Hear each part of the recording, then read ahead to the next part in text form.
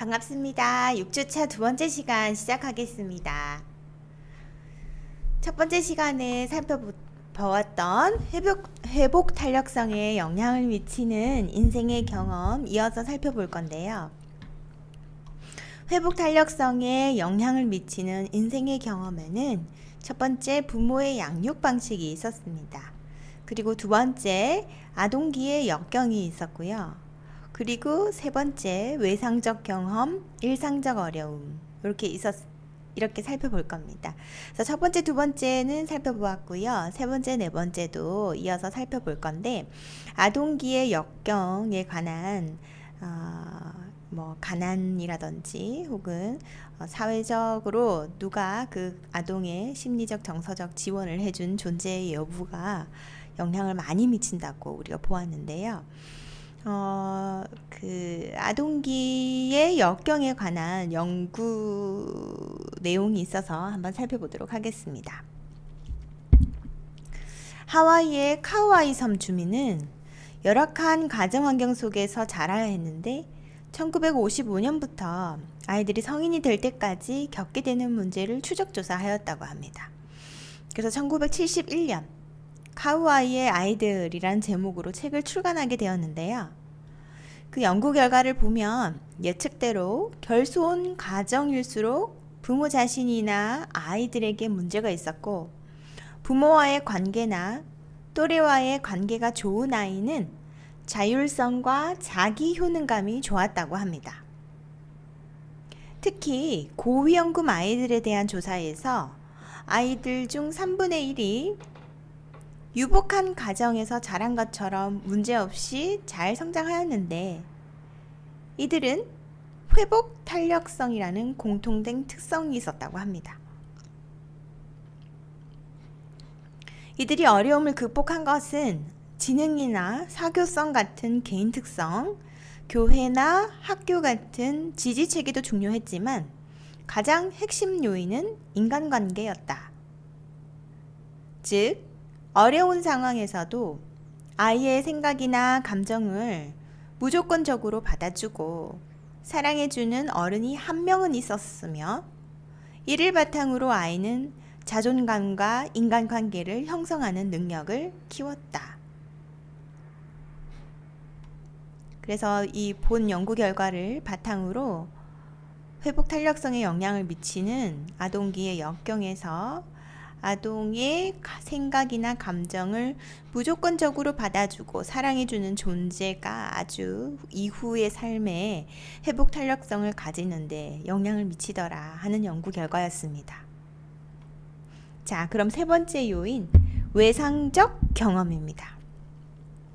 외상적 경험. 네.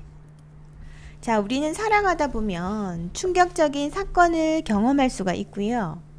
이러한 외상 사건은 심각한 정서적 손상을 일으키기 때문에 일상적 어려움을 극복하는 것보다 더 강한 회복 탄력성이 요구됩니다. 트라우마 같은 외상적 경험은 외상 후 스트레스 장애를 유발해서 우울이나 불안 또는 수면 장애나 식욕 부진을 일으킬 수 있으며 고통스러운 사건을 반복해서 재경험하고 또 주변 사람들과의 대화를 피하거나 짜증이나 분노를 보인다.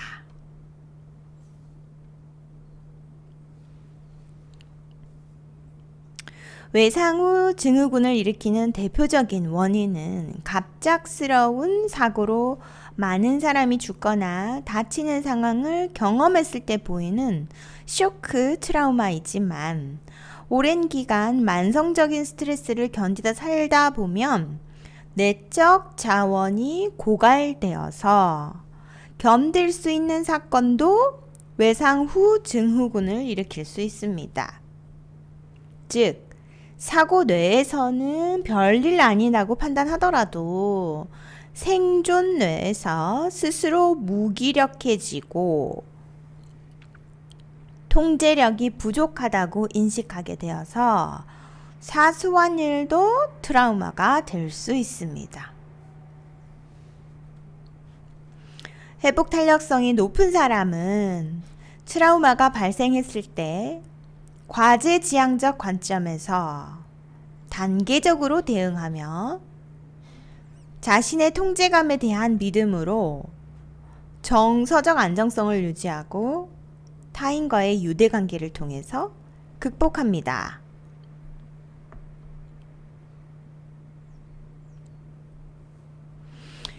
자, 회복 탄력성을 가진 사람은 외상 사건이 발생했을 때 3가지 방식으로 대응한다고 나와 있는데요.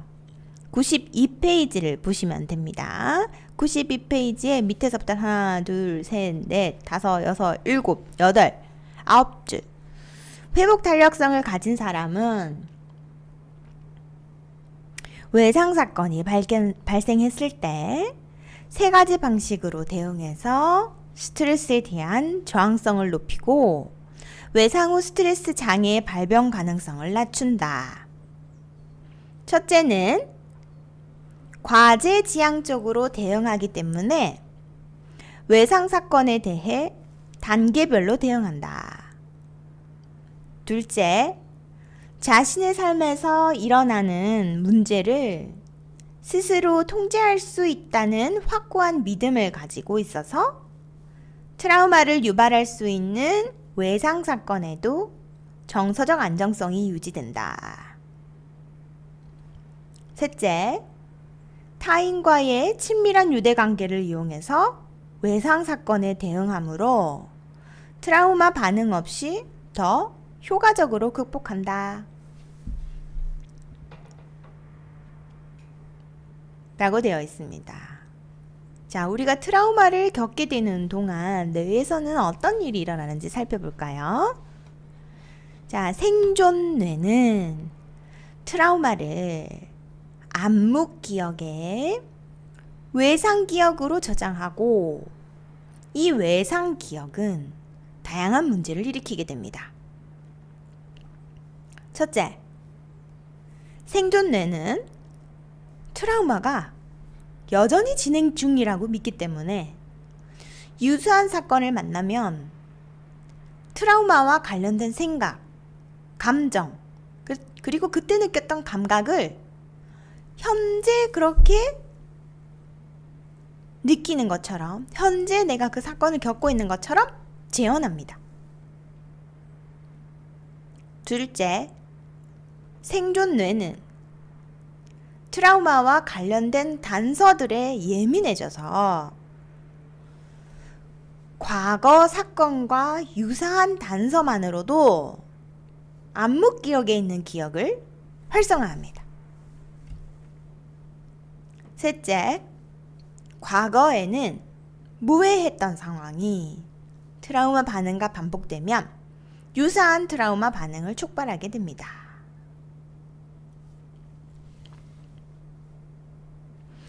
만약에 자동차 사고로 트라우마를 경험한 사람은 처음에는 자동차에 대해서만 트라우마 반응을 보이지만 자동차와 관련된 영화나 그림에 대해서도 트라우마 반응을 보일 수 있습니다.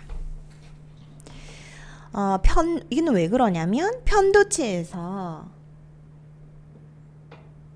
편도체에서 전두엽으로 가는 회로가 그 반대보다 더 크기 때문에 사고뇌가 생존뇌의 암묵 기억을 교정하기 어렵습니다. 그래서 사고뇌는 트라우마 사건이 끝났다는 것을 인식하지만 생존뇌는 그것을 인식하지 못하기 때문에 외상 후 장애가 지속된다.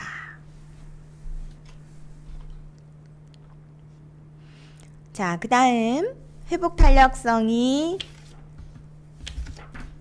영향을 미치는 인생의 경험 중에서 4번째, 일상적 어려움입니다. 일상적 어려움. 여러분, 일상적 어려움을 겪고 계신가요?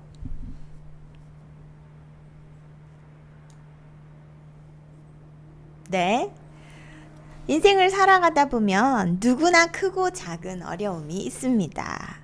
즉, 과거보다 대인관계나 업무에 대한 부담이 커졌고 다양한 사회적, 역할에 대한 기대를 충족해야 되기 때문에 스트레스를 느낄 수 있습니다. 네, 이렇게 일상적 스트레스에 시달리다 보면 무기력해지기도 하고요.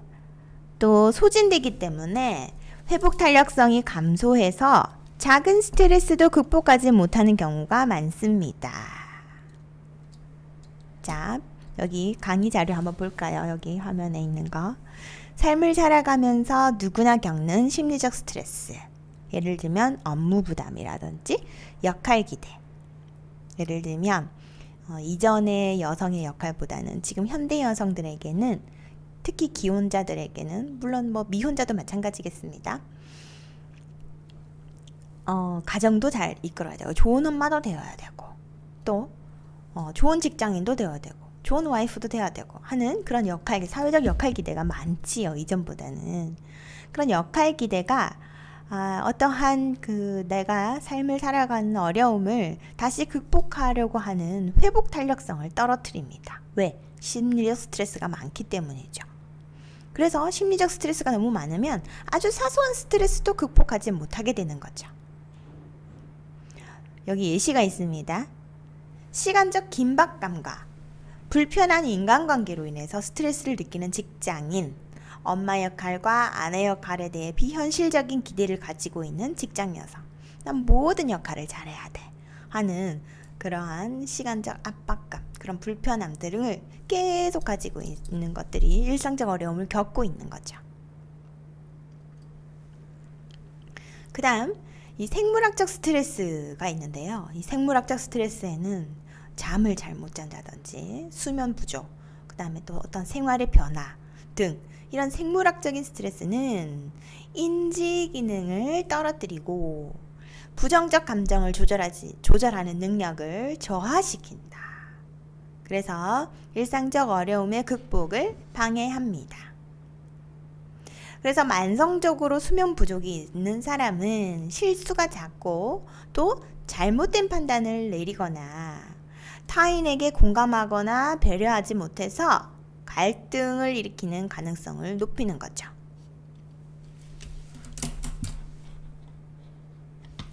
자, 이제 나의 회복 탄력성은 어느 정도인지 살펴보는 시간을 가지도록 하겠습니다.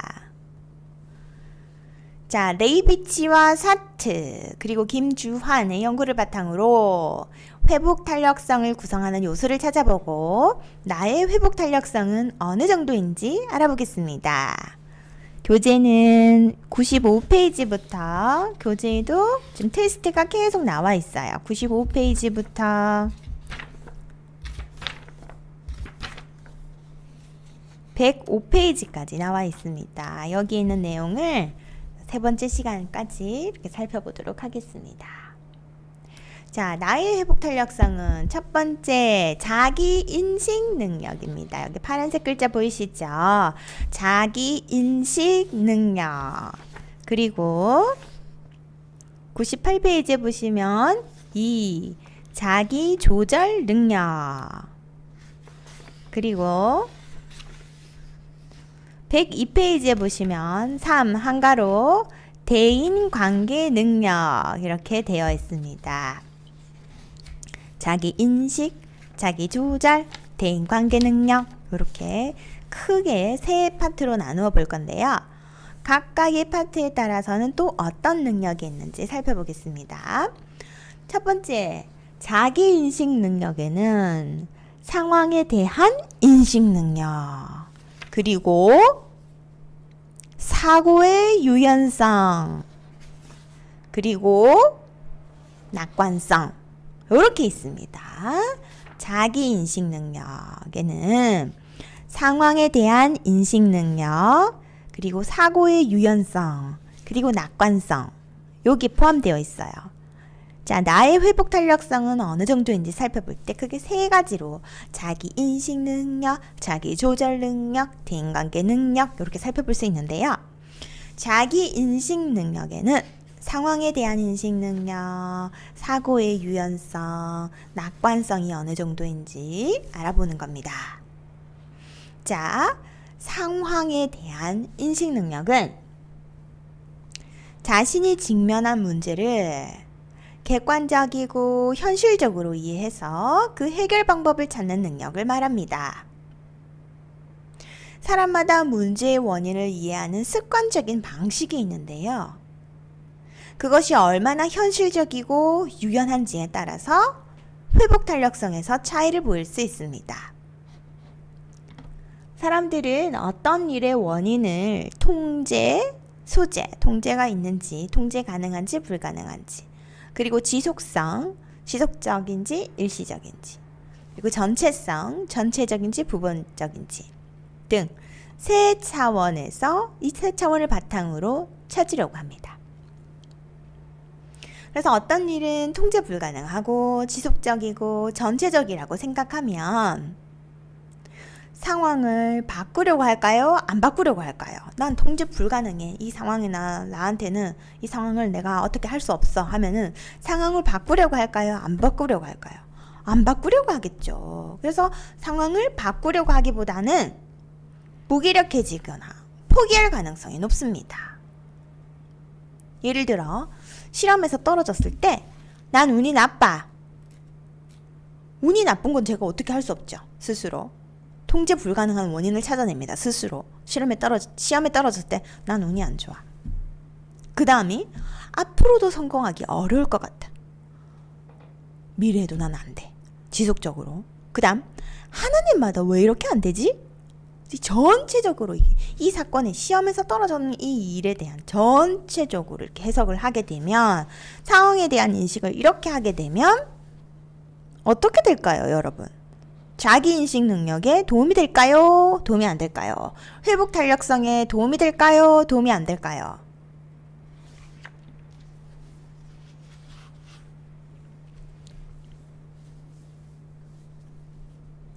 어떤 일이 통제 가능하고 내가 통제를 할 수 있다고 생각하고 이건 단지 일시적인 것뿐이다. 이 전체적인 내 삶이 아니라 내 삶의 일부분이다. 어떤 부분적인 것으로 받아들이면 어려운 상황에 있어도 기운을 내서 다시 도전할 것입니다. 아, 준비할 시간이 충분하지 않았어. 떨어질 수도 있지. 다음에는 합격할 거야. 시험 한 번 떨어졌다고 인생이 끝난 건 아니야. 이렇게 통제 가능하고 일시적이고 부분적이라고 생각을 하는 것이 회복 탄력성이 높은 것이고, 회복 탄력성이 높은 사람은 부정적인 상황이 벌어져도 상황에 통제 가능한 측면에서만 집중하는 거죠. 그리고 그 영향이 일시적이라고 여기고 이로 인한 내 삶의 전체가 흔들린다고 생각하지 않는 겁니다. 자, 나의 상황에 대한 인식 능력은 어느 정도인지 한번 체크해 볼까요? 점수를 한번 매겨 보십시오. 1점에서 5점인데요. 낮으면 1점, 아주 그렇다면 5점입니다. 첫 번째, 문제가 생기면 가능한 해결 방안을 먼저 생각해 본 후에 해결하려고 노력한다. 1점은 낮은 거고 5점이 가장 노력하다. 그렇다. 나 아주 동감한다. 5점인 겁니다. 자, 문제가 생기면 가능한 한 해결 방안을 먼저 생각해 본 후에 해결하려고 노력한다. 1점에서 5점의 중에서 몇 점이십니까?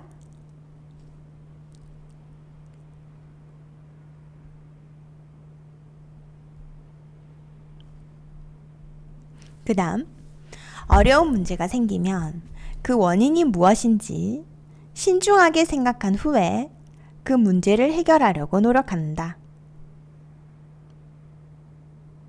어려운 문제가 생기면 그 원인이 무엇인지 신중하게 생각한 후에 그 문제를 해결하려고 노력한다. 그 다음, 나는 대부분의 상황에서 문제의 원인을 잘 파악하는 경향이 있다.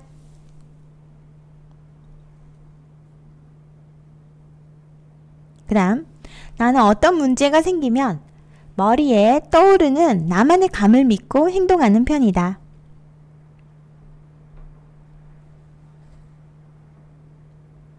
근데 여기 별표가 있습니다. 별표. 자, 그 다음도 할게요. 그 다음도 점수 옆에, 점수를 쓰는 옆에 별표가 있어요. 자, 사람들은 어떤 문제가 생겼을 때 내가 성급하게 결론을 내린다는 이야기를 종종 한다.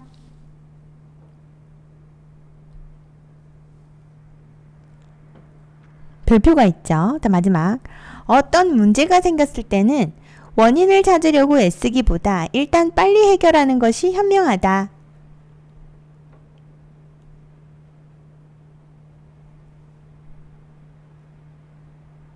자, 별표가 되어 있는 곳에서는 여러분의 점수에서 6을 빼십시오. 마이너스가 되기도 하겠죠.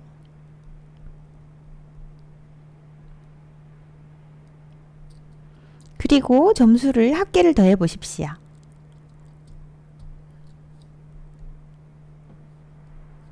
자, 여러분 몇 점이십니까?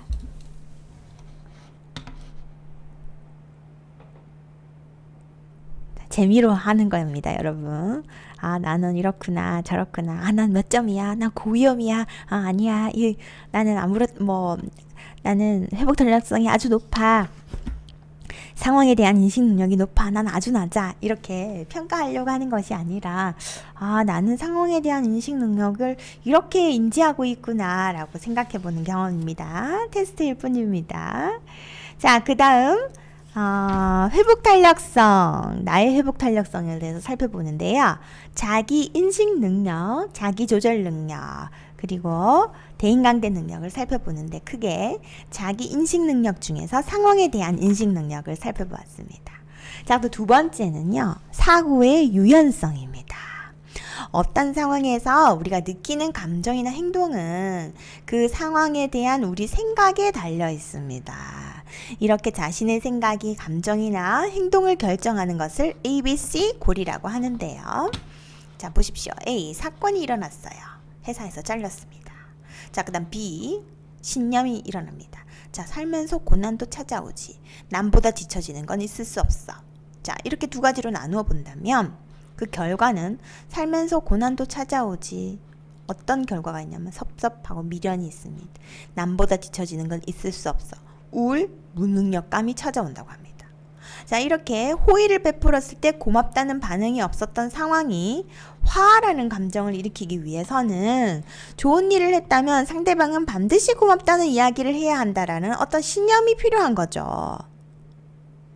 우리는 사건과 감정의 배후에 있는 생각을 의식하지 못하죠. 그래서 우리의 삶은 수많은 사건과 감정으로 이루어진 기억들로 가득 차 있고 누군가를 만나면 그 사건과 감정에 대한 기억들을 근거해서 판단합니다. 그래서 자신의 생각이 얼마나 현실적이고 합리적인지에 따라서 불행해지기도 하고 행복해지기도 하기도 한답니다. 그래서 여러분은 사고의 유연성이 높길 원하십니까? 낮길 원하십니까? 우리가 상황을 더 현실적이고 합리적으로 해석하는 유연한 사고를 할수록 회복 탄력성은 높아질 수 있습니다. 자, 그 다음 자기 인식 능력의 요인 세 번째 낙관성부터는 세 번째 시간에 이어지도록 하겠습니다. 수고하셨습니다.